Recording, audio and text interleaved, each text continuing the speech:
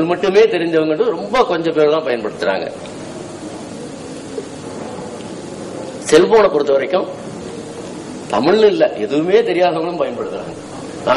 நான் பிறந்த கிராமத்துக்கு போயிருந்தேன். படிப்பறிவே இல்லாத ஒரு 40 வீடுகள் தான் இருக்கும். அங்க ஒரு நிலம் சம்பந்தமா விசாரிக்க வேண்டியிருந்தது. நான் ஊருக்கு போனோன்னே எனக்கு தகவல் கொடுங்க, எப்படி உங்களை தொடர்பு கொள்றதுன்னு. ஒரு நிமிஷம் இரு தம்பி. அவர் வெறும் எஸ்டிமேட் தான் கட்டிருப்பார், தோல்ல துண்டு போட்டிருப்பார். ஒரு விவசாயி, 70 வயசு உள்ள விவசாயி. ஒரு நிமிஷம் இரு தம்பின்னு சொல்லிட்டு அவரு பையன் பக்கத்துல அவர் வீட்டுல இருந்தான். போனாரு, ஒரு நிமிஷம் திரும்பி வந்தாரு. இந்தாங்க என்னோட செல்போன் நம்பரு, இதை நீங்க கான்டாக்ட் பண்ணுங்கன்னு கொடுத்தாரு. படிப்பறிவே இல்லாத ஒரு விவசாயி. அப்புறம் ஒரு ஆசிரியர் வீட்டுக்கு போனேன். அந்த ஊர்ல கிராமத்துல இருந்து ஆசிரியர் வீடு, ரிட்டையர் ஆயிட்டாங்க. அவர் 2 பேருமே ஆசிரியரா வேலை போயிருந்தாங்க. நான் அவர்கிட்ட தொடர்பு எப்படி கொள்வது, உன்னுடைய செல்போன் நம்பர் கொடுத்தேன்னு கேட்டாரு. அவர் 3 செல்போன் நம்பர் எழுதி கொடுத்தாரு எனக்கு. அவரோட நம்பர், அவரோட ஒய்ஃபோட நம்பர், அவரோட பையனோட நம்பர். அந்த ஒரு 30-40 வீடுகள் உள்ள ஒரு கிராமத்துல செல்போன். அந்த மாதிரியான ஊடுருவல் இப்ப இருக்கு. சோ அதனாலதான் நம்ம இந்த தமிழ் இடைமுகத்தை பத்தி நம்ம யோசிக்க வேண்டிய நிலைமையில் இருக்கிறோம். அடுத்ததா அண்ணா கண்ணன் சொன்னது போல போன் எடுத்தோம்னா பேசிக்கிட்டு இருந்தோம் அந்த காலத்துல, இல்லைங்களா? அப்புறம் செல்போன் வந்த பிறகு சொன்ன மாதிரி SMS, அதை விட எல்லாம் தாண்டி இப்ப நம்ம போயிட்டோம். அதுக்கும் அடுத்த கட்டத்துக்கு நம்ம இப்ப போயிட்டு இருக்கோம். எப்படி சினிமா பாக்குறோம், வீடியோ பாக்குறோம், பாட்டு கேட்கிறோம், FM ரேடியோ கேட்கிறோம், படம் எடுக்கிறோம். இப்ப நேத்து ஃபைனல் மேட்ச் யாராவது பாத்தீங்களா? அதை பத்தி யோசிச்சீங்களா? கிரிக்கெட்ல இந்தியா ஆசியா கப் வென்று விட்டது. இப்ப இங்க இருந்துட்டே இருக்கோம். என்ன ஆச்சு மேட்ச் அப்படின்னு ஒரு என்னோட வந்திருந்தவர் கேட்டாரு. ஒரு நிமிஷம் இருக்குன்ட்டு நான் என்னோட செல்போன்ல இந்தியா 286 ரன்னுங்க, அடுத்து ஸ்ரீலங்கா விளையாண்டுட்டு அவருக்கு சொல்லணும். அவருக்கு ரொம்ப சந்தோஷம். சோ அந்த மாதிரியான பயன்பாடுகள்லாம் இன்னைக்கு செல்போன்ல வந்துருச்சு. அவருடைய தொடர்ச்சி. அதே போல இனி அடுத்த கட்டம் எப்படி இருக்குன்னா, அவர் கவர்னன்ஸ் சொன்னார் பாத்தீங்களா, ஆளுகை, செல்லிட ஆளுகை. அந்த மாதிரி சாதாரண ஒரு கிராமத்தில் இருக்கவங்க கூட இன்னைக்கு சீட்ஸ், விதைகள், உரம், பூச்சி மருந்து, இதெல்லாம் இன்னைக்கு மார்க்கெட் ரேட் என்ன, விலை என்ன.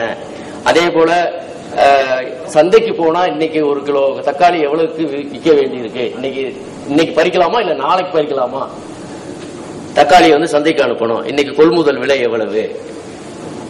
அதே போல மழை வருமா வராதா, காவிரியில தண்ணி திறந்து விடுறாங்களா, எப்ப விடுறாங்க, எத்தனை மணிக்கு தண்ணி திறந்து விடுறாங்கன்ற விஷயங்களை கூட, இதெல்லாம் ரொம்ப மிக மிக மிக தேவையான செய்திகள் அந்த கிராமத்து விவசாயிகளுக்கு, இல்லைங்களா? சோ அந்த விவரங்களை கூட செல்பேசியில ஒரு கிளிக், அப்படி ஒரு பட்டன் அழுத்தினா அவங்களுக்கு படிக்க தெரியாத என்ன சார் பண்ணீங்க அப்படின்னு நீங்க கேட்பீங்க. படிக்கணுன்ற அவசியம் இல்லை. அதான் இப்பதான் பாட்டே போட்டு காமிச்சாரு அவரு. சோ காவிரியில் இன்று மாலை 3 மணிக்கு தண்ணீர் திறந்து விடப்படும், அது கரூர் அடைய 3 மணி நேரம் ஆகணும், பேச்சிலே சொல்லிட முடியும்.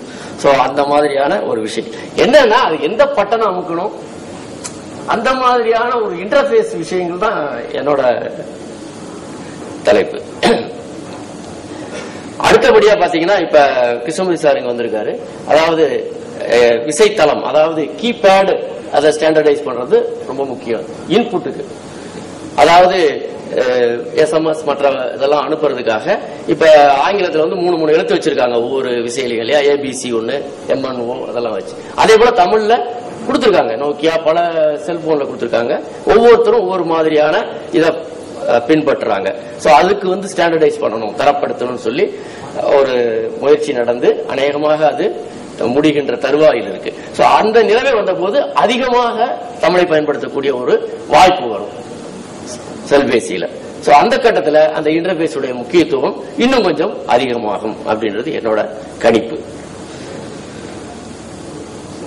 ஓகே, ஓரளவு இப்ப நம்ம என்ன நினைக்கிறோம், தமிழ்ல அந்த செல்போன்ல படிக்கிற அளவுக்கான விஷயங்கள் இருந்ததுன்னா நல்லா இருக்கும், நிறைய இன்னும் அதிகமான பேர் பயன்படுத்தக்கூடிய வாய்ப்பு ஏற்படும் அப்படின்றத நம்ம ஒத்துக்கிட்டோம்னா, அதுக்கு அடுத்து அதை தரப்படுத்துதல், அடுத்த கட்டம் தரப்படுத்துதல். ஏன் தரப்படுத்துதல் அப்படின்னு கேட்டீங்கன்னா, இப்ப கார் ஓட்டுறீங்க, ஆக்சிலேட்டர் இருக்கு, பிரேக் இருக்கு, அப்புறம் கிளட்ச் இருக்கு. இது இந்த கார்ல கிளட்ச், இதுல வந்து பிரேக், இதுல ஆக்சிலேட்டர். அந்த காரை வித்துட்டு வேற ஒரு கார் வாங்குறீங்க, அதுல பிரேக் லெப்ட்ல ஆக்சிலேட்டர் ரைட்ல மாத்தி வச்சிருந்தாங்கன்னு வச்சுங்க, என்ன ஆகும் கொஞ்சம் யோசிச்சு பாருங்க. சோ சிக்கல் வந்துடும் இல்லைங்களா? அப்ப அதனால ஓரளவுக்கு எல்லா கார்லயும் அந்த ரொம்ப பேசிக்கான விஷயம் ஸ்டாண்டர்டா தான் இருக்கு. அதனால நம்ம தப்பிச்சோம் இல்லைங்களா? அதே மாதிரிதான் அதே உதாரணத்தை நீங்க எடுத்துக்கிட்டீங்கன்னா, கோயம்புத்தூர்ல வந்து லெப்ட்ல தான் கார் ஓட்டணும், மதுரைக்கு போனீங்கன்னா ரைட்ல ஓட்டணும்னு வச்சிருந்தாங்கன்னு வச்சுக்கோங்க, திருப்பி பிரச்சனை வந்துடும் இல்லைங்களா? ஓரளவுக்கு இந்தியாவில் இடது பக்கம் தான் ஓட்டணும் அப்படின்னு. அதே மாதிரி அந்த போக்குவரத்து விதிகளை சொல்லக்கூடிய அந்த அடையாளங்கள், இந்த இடத்துல ஒரு ரோடு வருது, இந்த இடத்துல ஒரு மேடு வருதுன்னா அது ஓரளவுக்கு ஸ்டாண்டர்டைஸ் இருக்கிறதுனாலதான் நம்ம தப்பிச்சோம். இப்ப இங்க கார் ஓடுறவங்க அமெரிக்காவுக்கு போனா கொஞ்சம் சிரமப்படுறாங்க. நான் கூட போயிருந்த போது நடக்கிறதுக்கே நமக்கு பிரச்சனை ஆயிடுச்சு. நம்ம எப்பவுமே இடது பக்கம் ஒதுங்க ட்ரை பண்றோம். எதுக்கு ஒருத்தர் வந்தா கூட நம்மளை அறியாமலேயே நம்ம என்ன பண்ணுவோம், நம்ம இடது பக்கம் ஒதுங்குவோம், அந்த இருக்கிறவங்க வலது பக்கம் ஒதுங்குறாங்க. சோ என்ன ஆகுதுன்னா ரெண்டு பேரும் முட்டிக்க வேண்டிய ஒரு பிரச்சனை வந்தது. ஸ்டாண்டர்டைசேஷன் இல்லைன்னா சில பிரச்சனைகள் வரும்ன்றதுக்கு ஒரு எடுத்துக்காட்டா நான் இதை சொன்னேன். அப்ப இங்க இது போன்ற ஒரு தொழில்நுட்பத்துல அந்த மாதிரி ஒரு ஸ்டாண்டர்டைசேஷன் இல்லை அப்படின்னாக்கும் நமக்கு வந்து பயன்பாட்டாளர்களுக்கு பிரச்சனை வரும். பிரச்சனை வந்தா என்ன பண்ணுவாங்க, அதை விட்டு ஒதுங்க ஆரம்பிச்சிருவாங்க, பயன்படுத்த மாட்டாங்க. எதுக்குப்பா வம்பு அப்படின்னு சொல்லி ஒதுங்க ஆரம்பிச்சிருவாங்க. அதனால தரப்படுத்தல் என்பது ரொம்ப ரொம்ப முக்கியமான ஒரு விஷயம். இப்ப ஓரளவுக்கு ஆங்கில இடைமுகன்றது ஒரே மாதிரி இருக்குதுன்னு நம்ம சொல்ல முடியாது, ஓரளவுக்கு ஒரே மாதிரி இருக்கு அப்படின்னு நம்ம எடுத்துக்கலாம். ஆங்கிலத்துல பாத்தீங்கன்னா menu, select, back, messages, inbox, save, sent, delete, contacts, search, missed calls, received calls, dialled numbers, settings, profile, general, silent, சுவிட்ச் ஆஃப், இதெல்லாம் வந்து ரொம்ப வித்தியாசமாலாம் எந்த போன்லயும் இல்ல. ஒரு எடுத்துக்காட்டுக்கு தான் கொடுத்திருக்கேன். இன்னும் நிறைய விஷயங்கள் வந்து ஒரே மாதிரி தான், ஒரே சொற்களை தான் அவங்க பயன்படுத்துறாங்க. ஒரு விஷயம் நான் சொல்லிக்கணும், இன்டர்ஃபேஸ் சொன்னா நீங்க அந்த தோற்றம் எல்லாம் அதே மாதிரி இருக்கும்னு நினைச்சிடாதீங்க.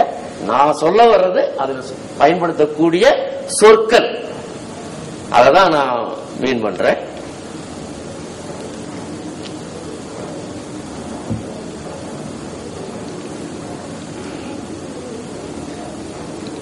இப்ப தமிழ்ல வந்து வந்திருக்கான்றதே நிறைய பேருக்கு தெரியாதுன்னு நினைக்கிறேன்.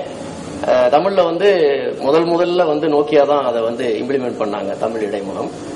அதை வந்து செந்தில்நாதன் நீங்க வந்திருக்காரான்னு தெரியல, அவர் தான் பண்ணி கொடுத்தாரு. பின்லாந்து போனாரு, பண்ணி கொடுத்தாரு. ஆனா ரொம்ப அதுல சிக்கல்கள் இருந்தது, அவங்க நிறைய கண்டிஷன்ஸ் போட்டாங்க.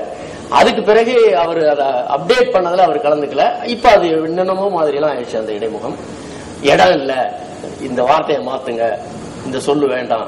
பாத்தீங்கன்னா பின்செல், பேக் அப்படின்னா பின்செல் அப்படின்ற வார்த்தை, அங்க இடம் இல்ல, சோ பின்சே அப்படின்னு வரும்.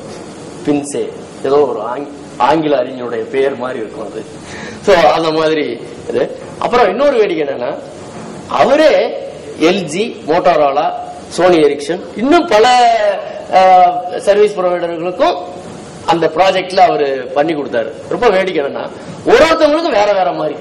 ஏன்னா அந்த கம்பெனி சொல்ற மாதிரி தான் பண்ணி கொடுக்க வேண்டியிருக்கு. எங்களுக்கு இது வேண்டாங்க, எங்களுக்கு இப்படி வேண்டாங்க. சோ அந்த இடைமுகமே வந்து பாத்தீங்கன்னா ஒவ்வொரு போன்லயும் வேற வேற மாதிரி ஆயிருது. அதே போல இன்னொரு தேவை, ஸ்டாண்டர்டைசேஷனுக்கான தேவை என்னன்னு பாத்தீங்கன்னா,